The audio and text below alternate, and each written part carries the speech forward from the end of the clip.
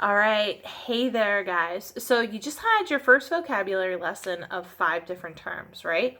So let me just do a quick recap to make sure that we understand exactly what was being presented to you. So the first main term that I gave you guys was dyes, correct? Dyes, we can see them. They're probably the most recognizable, like, hey, let's not include this in our laundry room. So example would be like when you go to the grocery store and you see that purple bottle of lavender laundry soap. Another example would be when you see green laundry soap. A dye is anything that's going to add a colorant. There's absolutely no reason for it. It's linked to a lot of just issues with your respiratory system as well as your endocrine system. So your endocrine system is your hormone system. So obviously we don't want to mess around with them, and it's pretty much just there to make your laundry soaps and detergents look pretty. So there's really no functional use for them. So let's try to eliminate them. That would be an area for you to improve upon if that's something that you feel really strongly about eliminating from your laundry room.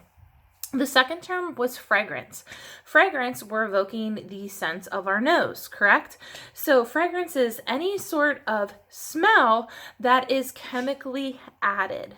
Okay, so a fragrance is created in a laboratory setting and it's coming from chemicals. So it's kind of tricking our brain into thinking that something is fresh when in actuality it's probably not fresh like we think so. All right, smell your mountain streams laundry soap, and I'm pretty sure when I smell a mountain stream, it's not what's created in my laundry bottle, it's when I'm out in nature. They're two entirely different things, but just know that fragrances do not have to be specifically shared with us as consumers. Sometimes this can be considered a proprietary secret amongst the company that is producing that laundry detergent or that laundry soap or whatever laundry product you're using. So that means they can sometimes put in stuff in there that they legally are not bound to disclose to us. Not quite sure if I want that in my laundry room. You guys be the judge of that as well. All right. And pretty much a lot of the laundry companies out there say, hey, women, you're the #1 offender. And they're targeting us as women, stating that primarily they've done studies on this, that we tend to pick out our cleaning agents based upon smell.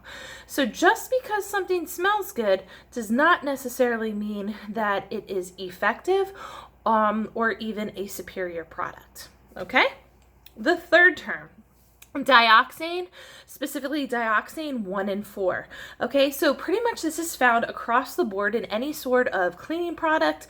About 40% of the products out on the shelf right now contain this, okay? And what's really, really scary is that it's also found in some of our personal care products, aside from just laundry. But what's even scarier, guys, is this statistic. It is a known carcinogen, which means that it can cause the big C. And I think you guys know what the big C is without me having to go into it. And it's been identified since 1988. So that means for 31 years, we've known about this causing issues to our livers and our kidneys and some of the other organs in our bodies, but yet the government still allows it in our cleaning products. Blows my mind, okay? Fourth term that we have to talk about right now is SLS, sodium lauryl sulfate. Sometimes you'll see it as sodium lauryl sulfate with a TH on the end, okay? Commonly abbreviated as SLS.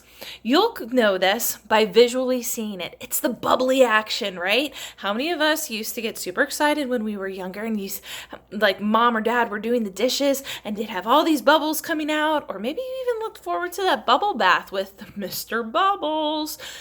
I hate to tell you this, guys, there's really no point to those bubbles. It gives us a false sense of cleanliness, and it actually doesn't do anything for the cleanliness of our products. So with that being said, I think it's only important to note that it was originally brought into the market as a surfactant and a cleaning agent and degreaser off of car garage floors. And that's what we're allowing our skin to be around when we expose it to anything that bubbles a lot. Okay? And pretty much this is across the board. It's been known to cause a lot of integumentary system issues, also irritants to our eyes and our respiratory system. So just something for you to think about. Last but not least is probably the most confusing term, optical brighteners. Optical brighteners are pretty much used in our laundry soaps and detergents because it's to trick our mind that something is actually brighter than it actually is. And what it does, in very, very simplistic terms, is that it's using the blue light from our color spectrum, and it's playing off of that to make colors such as yellows appear brighter than they actually are. So it's kind of like an eye game that these optical brighteners are playing with us. And unfortunately, if you broke it down, our whites aren't actually that whiter. It's just reflecting light differently and choosing to hide more the yellow light spectrum and using the blue light spectrum to really make things bright. Don't believe me? Check this out.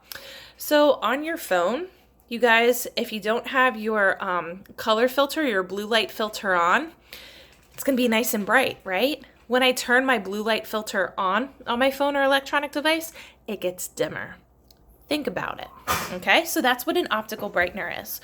So therefore, you will see when I make the laundry soap recipe in here, a lot of you guys are reaching out saying like, dude, Karen, my whites aren't getting white. How many of them were you? And you're just like, the hubby's complaining, the kids are complaining, I just don't feel like it's clean.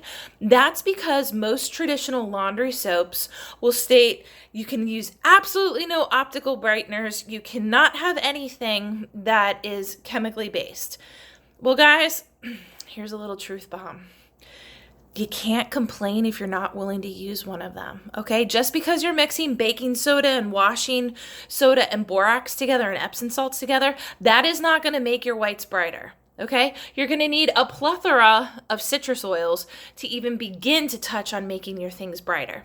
So therefore, I am comfortable, and this is just a personal decision, and it's up to you guys to use as well.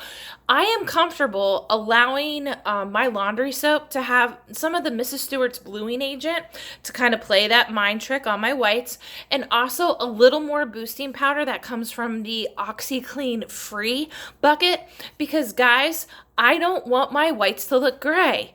And there is nothing in my research, and I've spent the last 3 years literally learning and refining. This is the third recipe that I truly have been willing to share with you guys. And just to speak openly and have this dialogue, I need my whites to look white, okay? And I know you guys do as well. So the only way that we can really achieve that is if we do add a little bit of a chemical. So my philosophy is I took a super chemically laden laundry soap that I was using. Think store-bought, think the orange bottle, think the blue bottle with the teddy bear on it, whatever you want. Think about that. Have you been able, by making your own DIY laundry soap, to reduce the amount of toxins? Yes. Have we been able to get rid of all of them? Well, no, because everyone says, I need my whites to look white. So if we do that, we need to add in a little bit, but are we still controlling the other ingredients that we are exposing our family to? Heck yeah. So I am comfortable with including them in the recipe. I realize some purists out there would say absolutely not, and that's okay. I respect it. I'm just sharing with you my journey and what has helped to kind of bridge the gap between my husband and me when it comes to the laundry debate. Okay? Just note too that when you start making the switches over, it might take a little while for your laundry to get used to it because you're going from something that's super chemically laden to something that's a little bit more natural in those areas. Okay? Other factors to consider is also the temperature at which you wash your laundry. Whites, let's do it on super hot, right? Medium colors, let's do it on a warm to cool type of temperature as well. You also want to consider what type of washing machine you have as well. Okay, guys, so there's a lot of factors, and just know this is what worked on my journey that I wanted to impart and share with you guys, and I hope you have the same effects. But just know it might take some tinkering around, and I'm here to help and assist you on this journey. So what do you say, guys? Let's get started. Stay tuned for the recipes. All right, guys?